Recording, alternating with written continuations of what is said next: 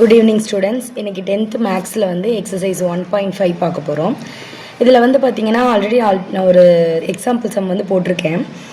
F composite of G is equal to G composite of F of G is equal to G of எக்ஸ்ன்னு சொல்லி prove பண்ண சொல்லியிருக்காங்க. F of x என்ன கொடுத்துருக்காங்க? X minus six. G of x என்ன கொடுத்துருக்காங்க? X square. இப்போ நீ என்ன பண்ணணும் அப்படின்னா ஃபஸ்ட்டு லெஃப்ட் ஹேண்ட் சைடு இருக்க இந்த எஃப் ஆஃப் ஜியை ஃபைண்ட் அவுட் பண்ணணும். நெக்ஸ்ட்டு ரைட் ஹேண்ட் சைடு இருக்க ஜி ஆஃப் எஃப்ஐயும் ஃபைண்ட் அவுட் பண்ணணும். ரெண்டும் ஈக்குவலாக நாட் ஈக்குவலாக இதை தான் இந்த கொஷினில் கேட்டிருக்காங்க. 2 மார்க்கில் நிறைய இந்த மாதிரி கொஷின் கேட்குறதுக்கு சான்ஸ் இருக்குது. அதனால கொஞ்சம் நல்லா படிச்சுக்கோங்க. ஸோ இப்போ எஃப் ஆஃப் எக்ஸோட வேல்யூ ஜி ஆஃப் எக்ஸோட வேல்யூ கொடுத்துட்டாங்களா? இப்போ நம்ம ஃபஸ்ட்டு லெஃப்ட் ஹேண்ட் சைடு எடுத்துக்குவோம். லெஃப்ட் ஹேண்ட் சைடு என்ன இருக்குது? F of g. என்ன பண்ணுங்கள், இந்த ஆஃப் வந்தாலும் இந்த காம்போசிட் வந்தாவே நீங்கள் எதுவுமே பண்ண வேண்டாம். ஃபஸ்ட்டு இருக்கிற டேர்மை இப்போ எஃப் ஆஃப் ஜி ஃபஸ்ட்டு இருக்க டேர்ம் அப்படியே வச்சுக்கோ. செகண்ட் இருக்க டேர்ம் கூட இந்த மாதிரி எக்ஸை சேர்த்து எழுது. ஓகேவா? ஃபஸ்ட்டு ஸ்டெப் இது தான். ஃபஸ்ட்டு நம்ம என்ன இருக்கோ எஃப் இருந்தாலும் சரி ஜி இருந்தாலும் சரி அதை அப்படியே வச்சுட்டு செகண்ட் இருக்கிறது கூட என்ன பண்ணு? எக்ஸை சேர்த்து எழுது. அடுத்த செகண்ட் ஸ்டெப்பு இப்பையும் ஃபஸ்ட்டு இருக்கிறது அப்படியே வச்சுக்கோ. செகண்ட் இருக்குது பார்த்தியா ஜி ஆஃப் எக்ஸ்ன்னு, நம்ம கொஸ்டின் என்ன கொடுத்துருக்காங்க? F of X G of X கொடுத்துருக்காங்கல்ல. அப்போ இதோட ஆன்சர் என்னன்னு பார்த்து இங்கே எழுதணும். இதோட ஆன்சர் என்ன? X square. ஆனால் கம்பல்சரி ப்ராக்கெட்டில் தான் எழுதணும். அதாவது இப்போ நமக்கு இங்கே F of X G of எக்ஸ்ன்னு கொடுத்துருக்காங்கல்ல. ஸோ எக்ஸாக இருந்துச்சுன்னா ப்ராக்கெட்டில் இருக்க எக்ஸாக இருந்தால் இந்த ஆன்சர். இப்போ நம்மளை பொறுத்த வரைக்கும் எக்ஸ் இது தான், ப்ராக்கெட்டில் இருக்க எக்ஸ் ஸ்கொயரை தான் நம்ம எக்ஸ்ன்னு எடுத்துக்கிறோம். ஓகேவா? ஸோ இப்போ அடுத்த ஸ்டெப்பு ஃபஸ்ட் ஸ்டெப் புரிஞ்சிச்சுல? என்ன பண்ணுங்கள், ஃபஸ்ட் நம்பர் அப்படியே வச்சுக்கோங்க. செகண்ட் இருக்கிறது கூட எக்ஸை ஆட் பண்ணுறேன். செகண்ட் ஸ்டெப்பில் எஃப் அப்படியே வச்சுட்டு அந்த செகண்ட் எழுதியிருந்தோம்ல ஜி ஆஃப் எக்ஸுன்னு அதோட வேல்யூ எடுத்து நம்ம சப்ஸ்டியூட் பண்ணிட்டோம். அடுத்த ஸ்டெப்பில் என்ன பண்ணுறேன் அப்படின்னா இப்போ இங்கே என்ன இருக்குது? F of x. நான் என்ன சொன்னேன்? ப்ராக்கெட்டில் இருக்கிறது எக்ஸாக கன்சிடர் பண்ணிக்கோங்கன்னு சொன்னேன். அப்போ எஃப் ஆஃப் எக்ஸு. ஓகேவா? எஃப் ஆஃப் எக்ஸுக்கு என்ன ஆன்சர்? X minus six. இப்போ ப்ராக்கெட்டில் இருக்கிறது தான் நம்மளை பொறுத்த வரைக்கும் எக்ஸு. அப்போ இங்கே இருக்க எக்ஸுக்கு பதிலாக ப்ராக்கெட்டில் இருக்க எக்ஸ் ஸ்கொயர் போட்டுக்கலாம், மைனஸ் சிக்ஸ். அவ்வளோதான். ஓகேவா? இப்போ லெஃப்ட் ஹேண்ட் சைட் கண்டுபிடிச்சாச்சு. அடுத்து ரைட் ஹேண்ட் சைட் பாருங்கள். ரைட் ஹேண்ட் சைடு என்ன பண்ணணும்? ஜி ஆஃப் எஃப் போடணும். ஜியோட வேல்யூ அப்படியே வச்சுட்டு ரெண்டாவது இருக்கட்டும் எஃப் ஆஃப் எக்ஸ்ன்னு போடணும். செகண்ட் ஸ்டெப்லேயும் ஜி அப்படியே வச்சுட்டு எஃப் ஆஃப் எக்ஸுக்கு வேல்யூ என்னன்னு பார்க்கணும். எஃப் ஆஃப் எக்ஸுக்கு வேல்யூ என்ன கொடுத்துருக்காங்க? X minus six. ஸோ இப்போ ப்ராக்கெட்டுக்குள்ளே எக்ஸ் மைனஸ் சிக்ஸ் போட்டுக்கோ. இப்போதைக்கு நம்மளை பொறுத்த வரைக்கும் ப்ராக்கெட்டில் இருக்கிறது தான் என்னது? எக்ஸோட வேல்யூ. ஸோ இப்போ ஜி ஆஃப் எக்ஸ்ன்னு இருக்குது. ஜி ஆஃப் எக்ஸுக்கு வேல்யூ என்ன? எக்ஸ் என்ன இருக்கோ அதை அப்படியே ஸ்கொயர் பண்ணணும். ஸோ இங்கே ப்ராக்கெட்டில் இருக்கிறதானே இப்போ நம்ம எக்ஸ்ன்னு சொன்னோம், அதை அப்படியே போட்டு ஸ்கொயர் மட்டும் போட்டிங்கன்னா போதும். இப்போ இந்த வேல்யூவும் கம்பேர் பண்ணி பாருங்களேன். இங்கே எக்ஸ் ஸ்கொயர் எக்ஸுக்கு மட்டும் தனியாக ஸ்கொயர் இருக்குது, ஆனால் இங்கே ஹோல் ஸ்கொயர் இருக்குது. அப்போ கண்டிப்பாக அது எப்படி இருக்குது? டிஃப்ரெண்ட்டாக தான் இருக்குது. So f of g not equal to G of f. ஓகேவா? இது புரிஞ்சுதா? ஒரு சம் புரிஞ்சுட்டிங்கனாவே மீதி இருக்க சம்ஸ் எல்லாம் நீங்களே போட்டுடலாம். அடுத்த செகண்ட் சம் பாருங்கள். இதில் எஃப் ஆஃப் எக்ஸ் கொடுத்துருக்காங்க, ஜி ஆஃப் எக்ஸோட வேல்யூ கொடுத்துருக்காங்க. So first left hand side இருக்க எஃப் ஆஃப் ஜி எடுத்துப்போம்.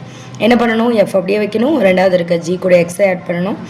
அடுத்த ஸ்டெப்பில் எஃப் அப்படியே வச்சுட்டு ஜி ஆஃப் எக்ஸுக்கு வேல்யூ என்னன்னு பார்க்கணும். என்ன வேல்யூ? 2x square minus 1. அது ப்ராக்கெட்டில் எழுதிக்கணும். அடுத்த ஸ்டெப்பில் என்ன சொன்னேன்? எஃப் ஆஃப் ப்ராக்கெட்டில் இருக்கிறதா நம்மளுக்கு எக்ஸு. அப்போ எஃப் ஆஃப் எக்ஸ் வேல்யூ என்ன? 2/x. அப்போ 2 போட்டுட்டு டிவைடட் பைல எக்ஸ் இருக்கிற இடத்துல நம்ம என்ன பண்ணணும்? இந்த ப்ராக்கெட்டில் இருக்கிறத போடணும். அப்போ 2 divided by 2x square minus 1. அதே மாதிரி ரைட் ஹேண்ட் சைட் பாருங்கள். G of F. G of எஃப்க்கும் அதே மாதிரி தான். ஜி அப்படியே வச்சுக்கோங்க. இந்த எஃப்க்கு பதிலாக எஃப் ஆஃப் எக்ஸ்ன்னு போட்டுக்கோ. அடுத்த ஸ்டெப்பில் நான் அந்த ஒரு ஸ்டெப்பை ஸ்கிப் பண்ணிட்டேன். அடுத்து எஃப் ஆஃப் எக்ஸுக்கு என்ன வேல்யூன்னு பாருங்கள். என்னது? 2/x. அதை போட்டாச்சு. இப்போ நம்மளை பொறுத்த வரைக்கும் ப்ராக்கெட்டில் இருக்கிறது தான் எக்ஸு. அப்போ ஜி ஆஃப் எக்ஸுக்கு என்னென்னு பாரு. 2x ஸ்கொயர் மைனஸ் 1 2 போட்டாச்சு. ப்ராக்கெட்டில் இருக்கிறதா எக்ஸு, ஸ்கொயர் போட்டுச்சு, மைனஸ் 1. ஸோ இப்போ ஃபஸ்ட்டு வந்து ஸ்கொயர் பண்ணிக்கோங்க. 2 ஸ்கொயர் பண்ணால் 4 டிவைடட் பைல எக்ஸ் ஸ்கொயர்னு வரும். அடுத்து மைனஸ் 1 அப்படியே வச்சுக்கோங்க. 2 உள்ள மல்டிப்ளை பண்ணால் 2 × 4 8 divided by x square minus 1. இப்போயும் பாருங்கள் இந்த ஆன்சரும் டிஃபர் ஆகுது. So f of g not equal to G of f. ஓகேவா? அடுத்த தேர்டு சம் பார்க்கலாமா? அடுத்து தேர்டு சம் பாருங்கள். எஃப் ஆஃப் எக்ஸோட வேல்யூ எக்ஸ் ப்ளஸ் 6/3.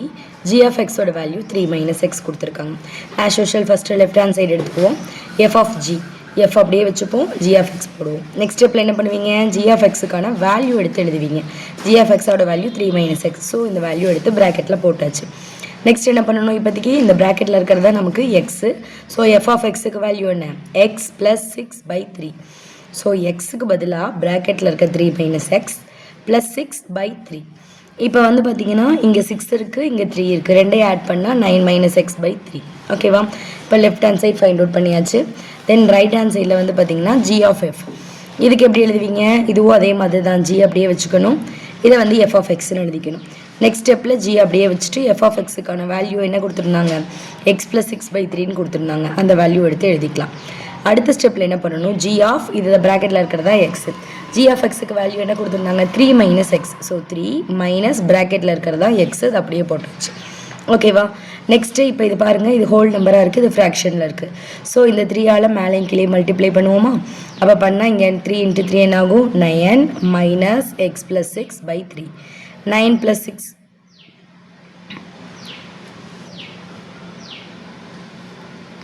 இங்கே மைனஸ் இருக்கிறதுனால இங்கே மைனஸ் ஆகிடும். ஸோ 9 - 6ஓட வேல்யூ 3 - x/3. ஓகேவா? இப்போயும் பார்த்தீங்கன்னா இந்த ரெண்டு வேல்யூ டிஃபர் ஆகுது. So f of g not equal to g of f. அடுத்து ஃபோர்த்து சம் பாருங்கள். f of xோட வேல்யூ 3 + x, g of xோட வேல்யூ x - 4 கொடுத்துருக்காங்க. ஓகேவா? இப்போ லெஃப்ட் ஹேண்ட் சைடில் இருக்க f of gயோட வேல்யூ எப்படி எழுதுவோம்? f போட்டுப்போம், g of x எடுத்துப்போம். அடுத்த ஸ்டெப்பில் g of xக்கான ஆன்சர் எழுதிடுவோம், x - 4. அடுத்த ஸ்டெப்பில் என்ன பண்ணுவீங்க? 3, அதாவது f of xக்கு 3 + x. ஸோ 3 போட்டாச்சு, ப்ளஸ் எக்ஸுங்கிறத இந்த ப்ராக்கெட்டில் இருக்க வேல்யூ, அதையும் அப்படியே போட்டாச்சு. ஓகேவா? இப்போ இந்த 3 உள்ளே ஆட் பண்ணிங்கன்னா 3 - 4 என்ன வரும்? -1. அப்போ x - 1ன்னு ஆன்சர் வந்திருக்கு. அடுத்து ரைட் ஹேண்ட் சைட் பார்ப்போம். g of f இதில் என்ன பண்ணுங்க? எப்பயும் போல் ஃபஸ்ட் டேர்ம் அப்படியே வச்சுக்கோ, ரெண்டாவது டேர்ம் கூட x ஆட் பண்ணு.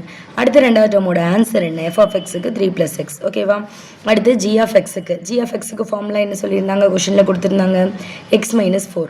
இப்போ ப்ராக்கெட்டில் இருக்கிறதா x போட்டாச்சு, -4 போட்டாச்சு. 3 - 4 என்ன? -1. இங்கே x இருக்குது. So x - 1, g of f ஓட வேல்யூ x - 1. ரெண்டு ஆன்சர் ஈக்குவலாக வருதா? So f of g is equal to g of x. ஓகேவா? அடுத்து fifth sum. Next fifth sum பாருங்கள். f of xோட வேல்யூ 4x² - 1, g of xோட வேல்யூ 1 + 1. இதுலேயும் as usual f of g எடுத்துப்போம். f அப்படியே வச்சுப்பீங்க, g of x போட்டுப்பீங்க. அடுத்த ஸ்டெப்பில் f அப்படியே வச்சுப்பா, g of xோட ஆன்சர் 1 + x, அந்த வேல்யூ எடுத்து போட்டாச்சு. அடுத்த ஸ்டெப்பில் என்ன பண்ணுவீங்க? f of x, xக்கு பதிலாக இந்த டேர்ம் போடணும். என்ன எழுதலாம்? 4x² - 1. ஸோ 4, எக்ஸுக்கு பதிலாக என்ன பண்ணணும்? 1 + x, இந்த டேர்ம் எடுத்துக்கணும், ஸ்கொயர் -1. ஸோ 4 அப்படியே இருக்கட்டும். இதை வந்து a + b ஹோல் ஸ்கொயர் அந்த ஃபார்மேட்டில் எக்ஸ்பேண்ட் பண்ணுங்கள். அப்போ a² b² 2ab. அடுத்து -1 இங்கே இருக்குது, அந்த -1 போட்டுச்சு. ஓகேவா? நெக்ஸ்ட் என்ன பண்ணுறோம் அப்படின்னா 1² 1ன்னு எழுதலாம், x² அப்படியே இருக்குது, 2x இருக்குது, -1 இருக்குது. ஓகேவா?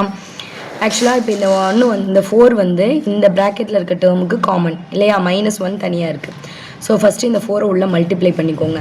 அப்போ இங்கே என்ன ஆயிரும்? 4 ஆயிரும், 4x² ஆயிரும், 8x ஆயிடும். ஓகேவா? அடுத்து -1 இருக்கும். இப்போ இந்த 4யும் -1யும் ஆட் பண்ணால் 3ன்னு வந்துருச்சு, 4x² + 8x. ஓகேவா? f of g find out பண்ணியாச்சு. அடுத்து g of f பார்த்தீங்க அப்படின்னா g அப்படியே இருக்கட்டும், f of xோட வேல்யூ 4x - 1, 4x² - 1. அடுத்து g of xோட வேல்யூ பாருங்கள். g of xக்கு என்ன வேல்யூனா 1 + x. ஸோ 1 போட்டாச்சு, ப்ளஸ் ப்ராக்கெட்டில் இருக்கிறதா x, அந்த வேல்யூ போட்டாச்சு. 1க்கு 1 கேன்சல் பண்ணிக்கலாம். அப்போ 4x². இப்போ இந்த வேல்யூ ஈக்குவலாக இருக்கா? Not equal. So f composite of g not equal to g composite of f. ஓகேவா? தேங்க்யூ.